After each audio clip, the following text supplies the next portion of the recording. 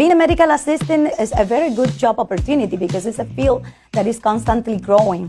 We teach them not only to work as a medical assistant as professionals in the healthcare field, but also they learn the clinical part of the job. They learn how to do phlebotomy, how to do clinical examinations, how to assist physicians with different medical procedures. They also learn a little bit of computer, and the use of electronic health records.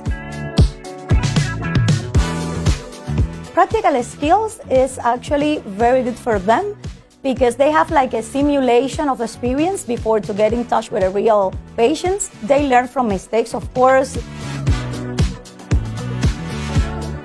The mission of our school actually is provide them with a formation in all aspects. To be successful as a professional requires for you a lot of soft skills and how to deal with patients, how to interact, communication, customer service.